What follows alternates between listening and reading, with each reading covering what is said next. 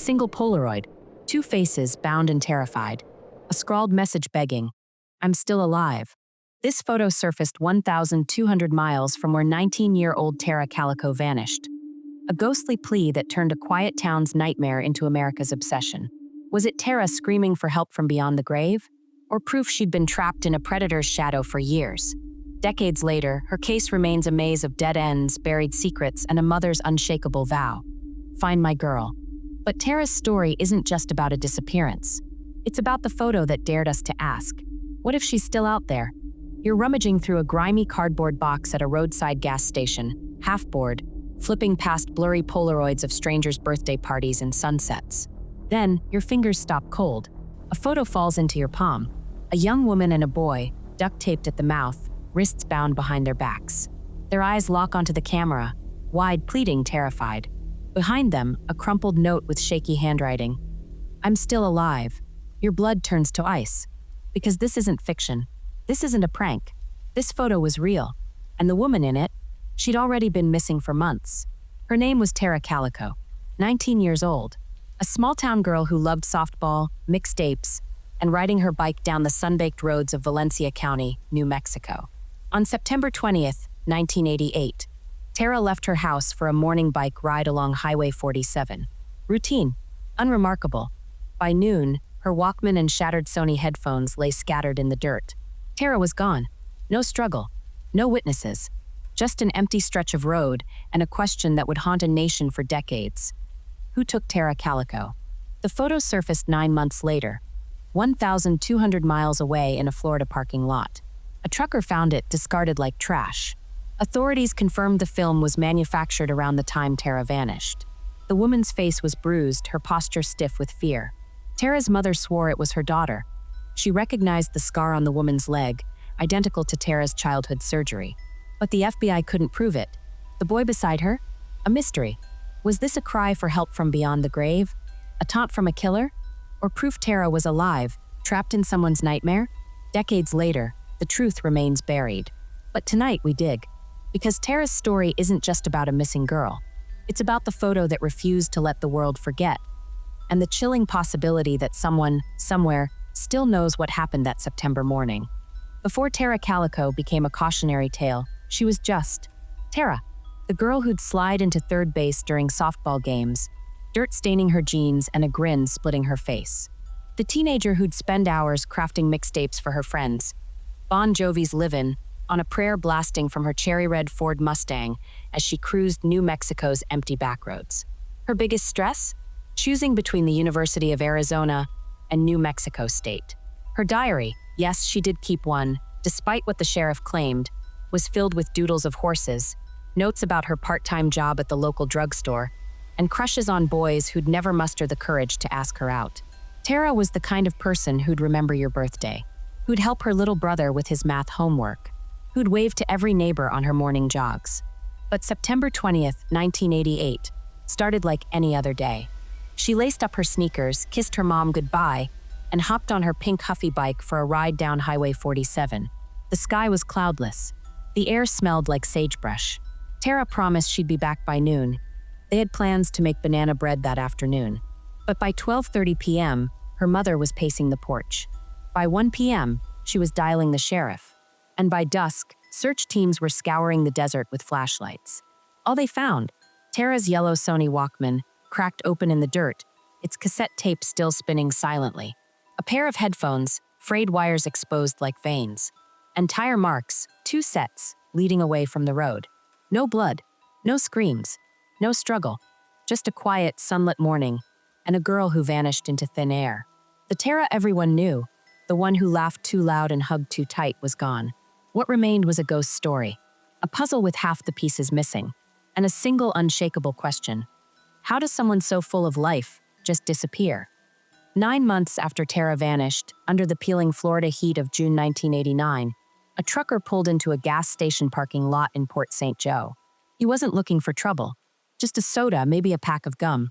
But what he found in that cracked asphalt lot would change everything. There, between a crumpled cigarette pack and a soda can lay a Polaroid. Faded, creased, the kind of trash you'd ignore. But something made him pick it up. And when he did, his blood ran cold. A young woman and a boy, maybe 12 or 13, sat side by side on the floor of a van, their mouths sealed with duct tape, their wrists bound behind their backs. The woman's face was bruised, her eyes wide, desperate, begging, locked onto the camera. Behind them, a handwritten note scrawled in jagged letters. "I'm still alive." The trucker called the police. When investigators analyzed the photo, they found two chilling details. First, the timestamp on the Polaroid film. It was manufactured in July 1988, 2 months before Tara disappeared. Second, the woman's leg. A faint scar ran down her left calf. Tara's mother, Patty, hadn't told a soul about that scar. It was from a surgery Tara had as a child. "That's my daughter," Patty said, her voice breaking. "I'd know her anywhere." But the FBI wasn't so sure. The photo was too blurry, the woman's face swollen. Without a body, without DNA, they couldn't prove it was Tara. And the boy? No one recognized him. Not his clothes, not his eyes, not his terrified silence. To this day, his identity remains a mystery. So what was this photo? A ransom note from the grave? A sick joke? Or proof Tara was alive, trapped somewhere, screaming for help? Detectives chased every lead. They traced the Polaroid's film batch to a factory in Mexico. They interviewed over 200 people in Port St. Joe. They even compared the handwriting on the note to samples from Tara's diary. No match. Then came the rumors. A gas station clerk claimed he'd seen a man in a blue van parked outside that day. A man with a scar on his cheek. But when sketch artists drew the face, no one came forward. Another tipster swore the boy in the photo was his nephew, missing since 1987. But dental records didn't match. Even Tara's own sheriff doubted the photo. "It's a hoax," he said. "Someone's playing games." But Patty Calico refused to believe that. "That's Tara," she insisted. "Look at her eyes. She's alive." Then a bombshell. In 1990, a prison inmate in New Mexico claimed his cellmate had confessed to killing Tara. He said he hit her with his truck, the inmate said. Panicked, buried her body in the desert. Detectives raced to the location the inmate described. They dug for days. Found nothing. The Polaroid's trail went cold. But the questions kept burning. If the photo was a hoax, why? Who would fake something so cruel? And how did they know about Tara's scar? A detail never made public. If it was real, where was the van? The kidnapper? The boy? Some theories turned darker. Was Tara trafficked? The boy in the photo, was he another victim? A witness? Or part of the trap? And why Florida? Was the photo left there? Or was it dropped by someone passing through? In 2002, the case took another twist. A retired detective came forward, claiming the Polaroid had been analyzed by a secret FBI unit. They enhanced the image, he said. In the reflection of the van's window, they saw a face. A man's face. But it was too blurry. Could have been anyone. Could have been. The truth is, Tara's case is a house of mirrors. Every clue reflects a new nightmare. Every answer dissolves into smoke. But that photo, that torn, terrifying Polaroid, refuses to fade. It's been analyzed by experts, studied by psychologists, even blessed by psychics. And still no one knows. Was it Tara in that van? Her mother believed it until her dying day. The FBI still lists the photo as inconclusive. The boy, he'd be in his 40s now. Does he remember that day? Does he know what happened to the woman beside him? Or is he gone too? The Polaroid is the only witness, and it's keeping its secrets. But here's what we do know. That photo turned Tara's disappearance from a local tragedy into a national obsession. It made us all wonder, could a single snapshot hold the key to a decades-old mystery? Or was it designed to torment a family already drowning in grief? Either way, it worked. Because 35 years later, we're still staring at that photo. Still searching those bruised eyes for answers. Still whispering the same question Tara's mother asked every night until she died. Where are you? In the days after Tara vanished, Valencia County wasn't just a town, it was a pressure cooker. Rumors exploded. Whispers slithered from porch to porch. And everyone had a theory. It started with a local teenager. A cocky kid who bragged to friends at a party about hitting a girl on a bike the day Tara disappeared. He laughed about it, said he'd panicked and kept driving. When detectives tracked him down, his truck had a dent. His alibi? Rock solid. His parents swore he was home all morning. The case against him dissolved, but the doubt lingered. Then came the ex-boyfriend. Tara had dated him briefly, a fling that fizzled fast. Friends said he couldn't handle the rejection, that he'd show up uninvited to her softball games, that he'd yell at her for talking to other guys. But when police questioned him, He had answers for everything. No evidence, no motive, just a bad feeling that hung in the air like poison. But the real bombshell dropped when a deputy claimed he'd found Tara's diary. According to leaked reports, the diary detailed a secret pregnancy. A name, a confession. But before anyone could read it, the diary vanished. The sheriff shrugged it off. Pure fantasy, he said. Tara never kept a diary, but her family fired back. That's a lie. She wrote in it every night. We saw it. So where did it go? Who took it? And why? The questions ripped the town apart. Was the sheriff's office hiding something? Was someone powerful protecting a killer? Because here's what doesn't add up. Tara's bike route was remote. Empty. Only locals knew those back roads. Whoever took her knew the area, knew her routine, knew her. Then a twist no one saw coming. Years later, a retired deputy broke his silence. He claimed the diary did exist, and it named a prominent local family. A family with ties to the sheriff's office. A family that donated money to every election campaign. But when he tried to dig deeper, he was shut down. Drop it, his boss told him. Unless you want to lose your job. The plot thickened. Witnesses came forward, then clammed up. A woman swore she saw Tara's bike being tossed into a landfill, but recanted when reporters showed up. A mechanic claimed he'd repaired a van with a shattered windshield the day Tara vanished, but couldn't prove it. Even the tire marks found near Tara's Walkman led nowhere. 2 sets of tracks, 2 vehicles, but no matches. And then there's the sheriff himself. He closed the case quickly, called the Polaroid a hoax, dismissed the diary, refused to let the FBI take over. To this day, locals wonder, was he incompetent or complicit? Why would a small-town sheriff block outside help? Unless he had something to hide. The theories turned darker. Did Tara stumble onto a secret? A drug operation? An affair? Was she silenced to protect someone's reputation? Or was it simpler? A crime of opportunity? A stranger passing through? But here's the problem with strangers. Tara's Walkman was found off the road, in a spot you'd only see if you were looking for it. The kind of detail a local would know. In 2008, a deathbed confession rattled the case again. A man named John told his nurse he'd hurt that girl on the bike, that he'd buried her near the river. Detectives rushed to the site. They found bones, but they belonged to an animal. Another dead end. The suspects piled up. A drifter arrested for assault in Texas. A teacher with a shady past. Even Tara's own father faced vile rumors. All because he took a polygraph test and failed. Except polygraphs aren't admissible in court, and he passed a second test. But the truth is, Tara's case isn't about one suspect. It's about a town haunted by too many. Every theory leads to a shadow. Every shadow hides a lie. And the lies, they've been piling up for 35 years. So let's ask the uncomfortable question. Why does this case still feel like a cover-up? Why do evidence and witnesses keep disappearing? Why does the sheriff's story keep changing? Maybe because the answer is hiding in plain sight. Someone in Valencia County knows what happened that day. Someone who still drives past the Calico family's old house. Someone who hears Tara's name in the rustle of the wind.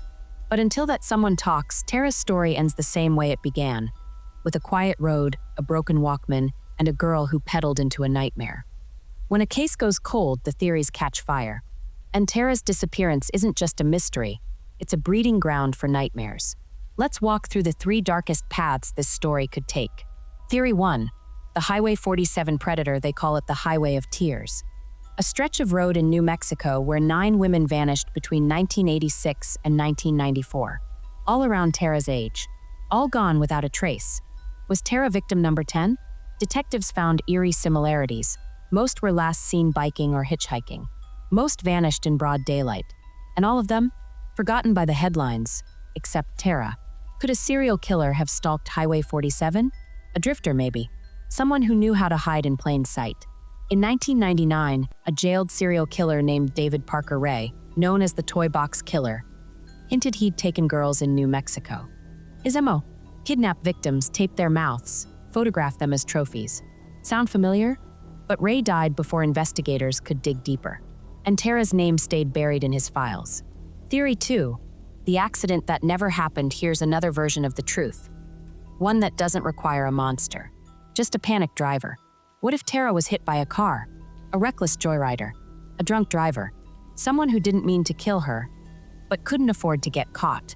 Imagine this, a wealthy local maybe. Someone with political ties.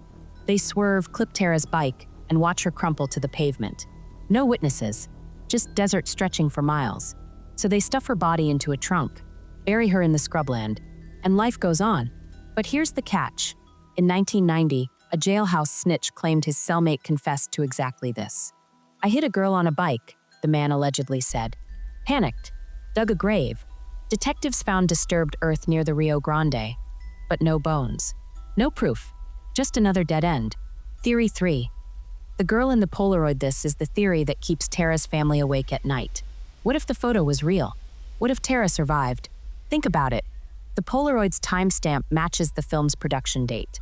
Tara's scar matches her surgery. And that note, "I'm still alive," wasn't a threat. It was a plea. If this is true, Tara could have been held captive for years. Maybe in a basement, a trailer, a shipping container. Maybe she had children. Maybe she died in 2005, 2010, last week. We'll never know. But here's the problem with hope. It's a knife. Tara's mother, Patty, spent her final years begging. "If she's dead, let me bury her. If she's alive, let me hear her voice." She died in 2006 without answers. Without goodbye. The unspoken theory. A town secret, then there's the rumor no one wants to say out loud. What if Tara knew something she shouldn't have? Maybe she stumbled onto a drug deal, walked in on an affair, saw a crime committed by someone powerful. In small towns, secrets fester. And sometimes secrets get buried. Permanently. This theory ties up loose ends. The missing diary. The sheriff's reluctance to involve the FBI. The 2 sets of tire marks. Was one a cleanup crew? But without evidence, it's just another ghost story. The truth? There is no truth. That's the problem with Tara's case. Every clue is a dead end. Every suspect is a shadow. Even the evidence lies. Take the Polaroid. If it's fake, why did the hoaxer know about Tara's scar? If it's real, why no ransom call? Why leave the photo in Florida? None of it makes sense. And the boy in the photo? If he's alive, he's in his 40s now. Does he remember that van? Does he know what happened to the woman beside him? Or was he another victim, silenced before he could speak? The legacy of a ghost Tara's case isn't just about a missing girl. It's about how easily a life can dissolve into myth. How a photo can become a Rorschach test for our darkest fears. Serial killer? Accident? Captivity? All these years later, the answer doesn't just haunt Tara's family. It haunts us. Because if a girl like Tara, a girl with plans and playlists and a pink bike, can vanish on a sunny morning, what does that mean for the rest of us? Patty Calico's last words about her daughter were simple: find her. But Tara's not the only one who's lost. We're all still searching. For answers. For closure. For a reason to stop looking over our shoulders on empty roads. Until then, Tara remains frozen in time. A 19-year-old girl in a Polaroid, her eyes wide, her voice silenced. And the question lingers, heavy as the desert heat. Where is Tara Calico? Time moves on. People forget. But Tara Calico's story? It refuses to die. Decades have passed since that September morning. The world has changed. Technology evolved. Case files yellowed. Witnesses grew old. But Tara? She's still 19. Still frozen in that Polaroid, her eyes wide with fear. Still pedaling toward a horizon she never reached. Why does her disappearance haunt us? Because it's not just her story. It's ours. A reminder that safety is an illusion. That danger doesn't hide in dark alleys. It waits on sunlit roads, in quiet towns, in the ordinary moments we let our guard down. Look at the facts. In 2020, 32 years after Tara vanished, cadaver dogs hit on a landfill near her hometown. Volunteers dug for days, sifting through decades of trash. They found nothing, just like always. But here's the thing, they kept digging. Armchair detectives still dissect that Polaroid online, zooming in on pixels, analyzing the handwriting. Podcasts dissect every rumor. Reddit threads debate suspects. Tara's case isn't cold. It's a fire that won't burn out. Why? Because Tara wasn't a statistic. She was a girl who loved strawberry ice cream, who wrote song lyrics in the margins of her textbooks, who tied her hair with a yellow ribbon on game days. She was real, and her absence left a hole that never closed. Her mother, Patty, became a ghost of herself. She spent years driving down Highway 47, staring at the dirt shoulder where Tara's Walkman was found. She'd stop strangers. "Have you seen my daughter? She has a scar on her leg." When Patty died in 2006, her last words were Tara's name. But the world didn't look away. In 2008, A $50,000 reward was posted for information. Tips flooded in. A man claimed he'd seen Tara in a Colorado gas station. A woman swore she'd been held captive with her in Mexico. None led anywhere, but people kept calling.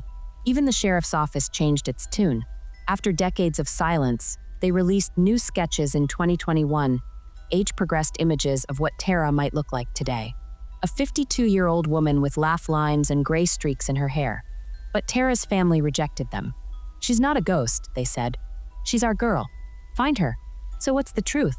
Maybe we'll never know. But Tara's legacy isn't about answers. It's about questions. The ones that keep us awake at night.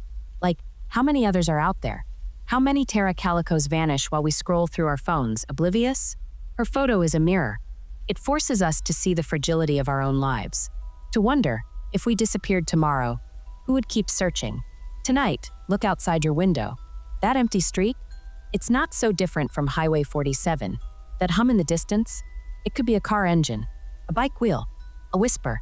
Tara's story isn't over. Not yet, because somewhere someone knows what happened. A grandfather with a guilty conscience. A wife who's always wondered about her husband's past. A son who found a locked box in the attic. The answer is out there. In a diary buried in a landfill. In a confession scrawled on a deathbed. In a memory someone's too afraid to share. Until then, Tara keeps writing. Forever 19. Forever missing. Forever asking us to look closer. So listen to the wind tonight. It carries more than dust. It carries a question, one that's haunted a generation. Who took Tara Calico? And more importantly, why did we let them get away?